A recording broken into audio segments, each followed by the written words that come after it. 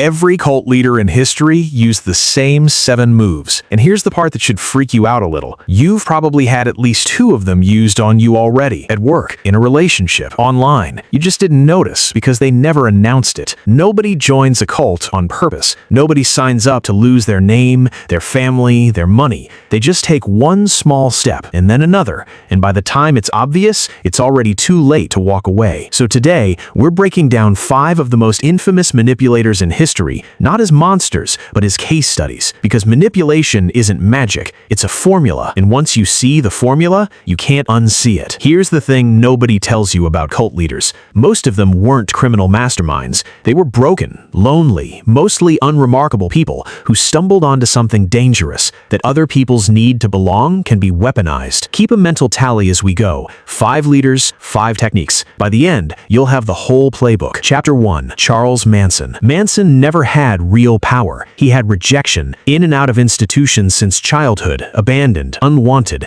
and somewhere in there, he figured out something most people never do. Total acceptance is addictive. He gave broken, lonely kids in 1960s California something they weren't getting anywhere else. Total warmth, total belonging, no judgment. That's technique 1, love bombing. Overwhelm someone with acceptance before they've had time to be careful. Then he flipped it. The warmth became conditional. Approval got yanked the second someone questioned him. He renamed people, cut them off from their families, and by the time the warmth turned to horror, his family would do almost anything to get that acceptance back. He didn't build a family because he loved people. He built one because he never had one, and he made sure nobody in it could leave. But Manson controlled a handful of people in a house. Our next guy controlled 900 people in a jungle. Chapter 2. Jim Jones. Jim Jones didn't start with a compound. He started by faking healings in front of crowds that desperately needed a miracle. Fake illnesses, fake threats from the government, fake conspiracies closing in from every direction.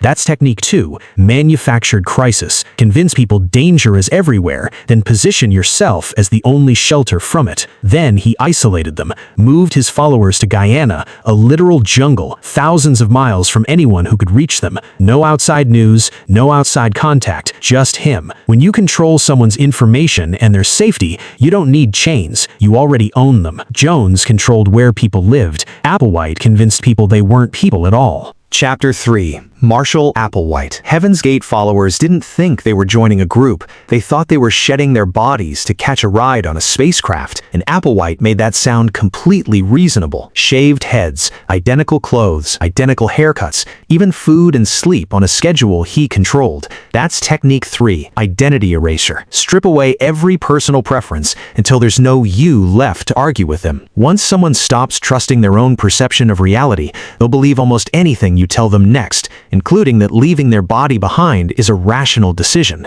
That one moved fast.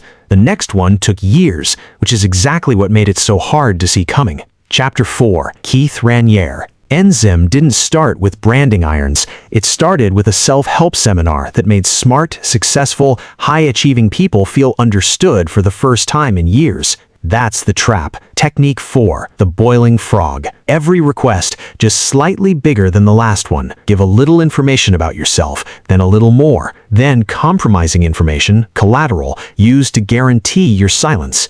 No single step ever feels like the line until you look up and the line is miles behind you. Raniere hid in plain sight for years behind self-improvement language.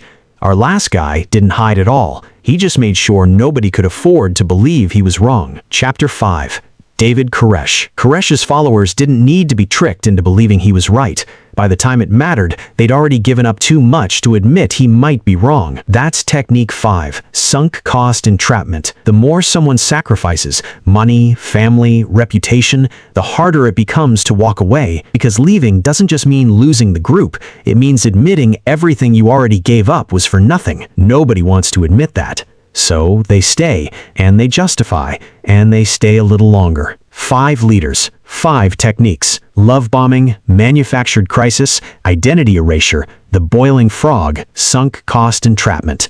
None of these work on people who see them coming. That's it. That's the entire defense. And here's the part that should actually sit with you. These 5 techniques aren't locked away in history. They're active right now, in group chats, in workplaces, in relationships, in communities online you scroll past every single day. No jungle, no compound. Same playbook. You just have to know what you're looking at.